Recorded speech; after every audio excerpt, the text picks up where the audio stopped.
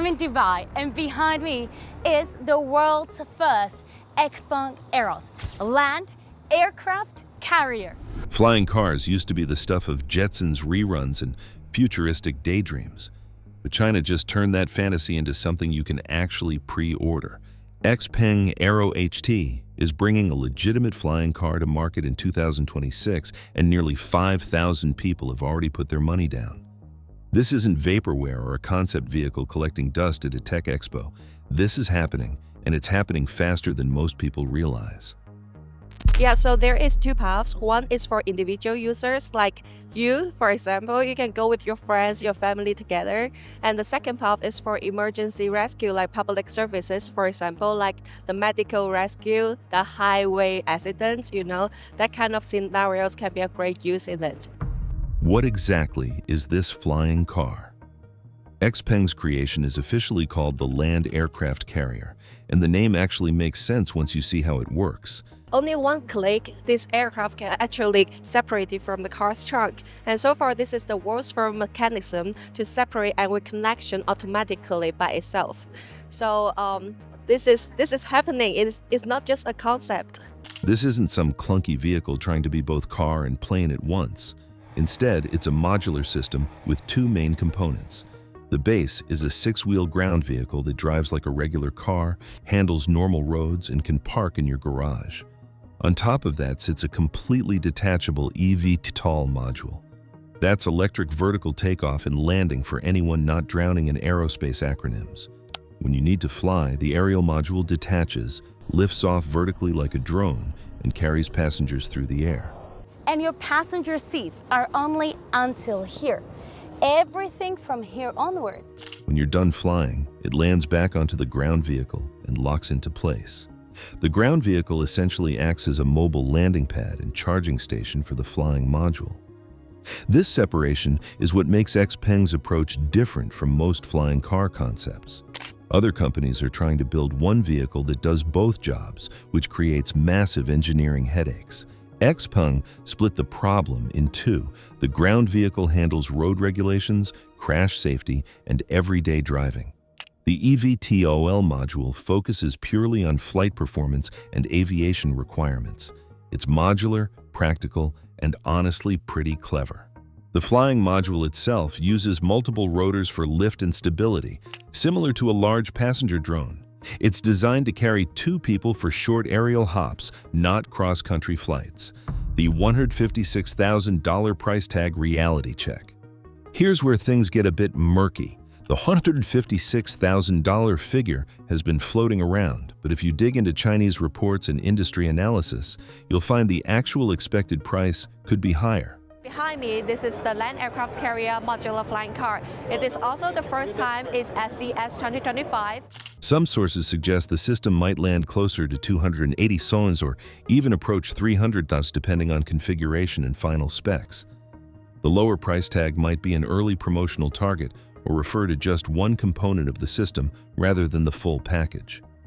Either way, let's be clear about what affordable means here. Even at $156,000, this is not a mass market product. That's luxury sports car money, not Honda Civic money. But compared to other flying car projects, some of which are targeting prices above $300,000, Xpeng's offering does sit on the lower end. What you're actually getting for that money is both the ground vehicle and the eVTOL module, which technically gives you 2 vehicles in one system. Still, this is clearly aimed at wealthy early adopters, tech enthusiasts with deep pockets, and people who want to be first to own something genuinely futuristic. It's not going to replace your daily commuter anytime soon, but it's also not as absurdly priced as you might expect for a literal flying car. Xpeng's roadmap to 2026. Xpeng isn't just talking about concepts. They've already secured nearly 5,000 pre-orders, which is a serious signal that real customers are willing to put money down. The company has laid out a timeline targeting 2026 for initial customer deliveries, primarily in China. That's less than 2 years away, which in the world of ambitious transportation projects is practically tomorrow. Production plans are being scaled up now, with manufacturing facilities being prepared to handle both the ground vehicle and the eVTOL module. The first deliveries will likely go to customers in major Chinese cities where infrastructure and regulatory frameworks are most developed.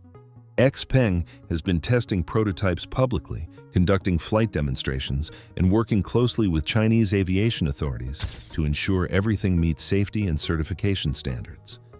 That said, there are still real hurdles. Final safety certifications need to be completed. Production lines need to ramp up without major hiccups. And the company has to prove that the system works reliably in real-world conditions, not just controlled test environments. Weather, air traffic, mechanical reliability, all of these factors will be tested once actual customers start using these things daily. But XPeng has the backing, the momentum, and the timeline. If they hit their 2026 target, they'll be the first company in the world to deliver a consumer flying car at any kind of scale. How China built the infrastructure for flying cars. China has a structural advantage that most other countries simply don't have when it comes to making flying cars a reality. It starts with the government. Chinese authorities have been actively developing what they call the low-altitude economy, essentially a framework for commercial drones, air taxis, and flying vehicles to operate below traditional airplane altitudes. The Civil Aviation Administration of China has been crafting regulations specifically for eVTOL vehicles, creating certification pathways that are more streamlined than the bureaucratic mazes in the US or Europe. This doesn't mean safety is being compromised. It means China is moving faster because the government is treating this as a strategic priority rather than a regulatory headache. Beyond regulations, China is also building physical infrastructure, vertiports, which are basically small airports designed for vertical takeoff and landing vehicles, are being developed in several major cities. These aren't massive facilities. They're compact landing zones on rooftops, in parking structures, or on dedicated ground pads. The idea is to create a network where eVTOL vehicles can land, recharge, and take off without needing traditional runways. Airspace management is another piece of the puzzle. China is investing in digital systems that can track and coordinate low-altitude flights, preventing collisions and managing traffic flow as more flying vehicles enter the skies. This kind of infrastructure takes years to build in most countries, but China's centralized planning and willingness to invest heavily in emerging tech gives them a head start. It's not just about building one flying car. It's about building the entire ecosystem that makes flying cars practical, the technology behind the flight. Let's talk about how this thing actually flies. The eVTOL module uses multiple electric rotors to generate lift, similar to how drones work but scaled up for carrying people. The advantage of eVTOL over traditional helicopters or planes is simplicity. No need for runways, no complex mechanical systems like helicopter rotors that require constant maintenance, just electric motors spinning propellers. But electric flight has limitations, and the biggest one is energy density. Batteries are heavy and don't hold as much energy per kilogram as gasoline. That means flight times are limited. XPeng's eVTOL module is expected to offer around 35 to 40 kilometers of flight range per charge, which is roughly 22 to 25 miles. That's enough for short urban hops, like flying over traffic from one side of a city to another, but it's not enough for long-distance travel. Charging infrastructure is critical because you can't just plug into any outlet and expect a fast recharge. You need high-power charging stations, which is where the ground vehicle comes in. It acts as a mobile charging platform, essentially allowing the eVTOL module to recharge while driving between destinations. Safety systems are layered. Redundant rotors mean that if one fails, others can compensate. Automated flight controls handle most of the piloting, reducing the chance of human error. And there are emergency protocols for things like loss of power or sudden weather changes. The transition from driving to flying involves the ground vehicle stopping in a safe, open area, the eVTOL module detaching and lifting off vertically, and then the ground vehicle either waiting or driving to a destination separately. It's a coordinated dance between two machines, and making that seamless is part of the engineering challenge. China's bigger flying vehicle ambitions. XPeng isn't the only Chinese company betting big on the skies. EHang, another major player, has been developing fully autonomous aerial vehicles that don't even require a human pilot. EHang's vehicles are designed more like air taxis or passenger drones rather than road-capable hybrids. They've been conducting test flights in Chinese cities and even received some regulatory approvals for commercial operations. This shows that China's strategy isn't just about one type of flying vehicle. It's a multi-pronged approach. Some companies are building road-capable hybrids like XPeng's system. Others are focusing purely on aerial vehicles for urban air mobility. The goal is to create a new transportation layer in cities where flying vehicles handle short to medium distances, reducing ground traffic and cutting travel times. The Chinese government sees this as both an economic opportunity and a technological showcase. If China can dominate the flying vehicle market the way it dominated electric cars and high-speed rail, it cements their position as a global leader in transportation innovation. And they're not waiting around. Test flights, regulatory approvals, infrastructure development, it's all happening now. Within the next few years, Chinese cities could have regular flying vehicle traffic in ways that would seem like science fiction anywhere else. What the competition is doing. China isn't the only country working on flying cars, but they're definitely ahead in terms of timelines and infrastructure. In the United States, Aleph Aeronautics is developing the Model A, a flying car that also drives on roads and takes off vertically.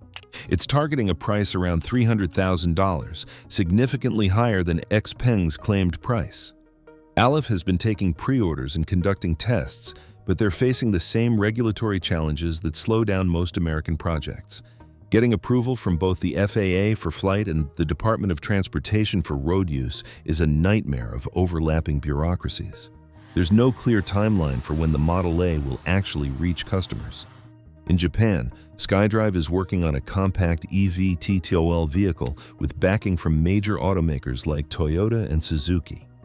Their approach is more cautious, focusing initially on tourism and mobility experiences in controlled environments rather than mass consumer adoption. Japan's regulatory environment is also more conservative, which means progress is steady but slow.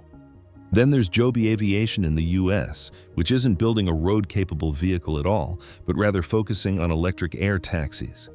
Joby's aircraft are designed to carry passengers short distances within cities, similar to Uber but in the sky. They've partnered with major companies and are working through FAA certification. But again, the timeline is uncertain.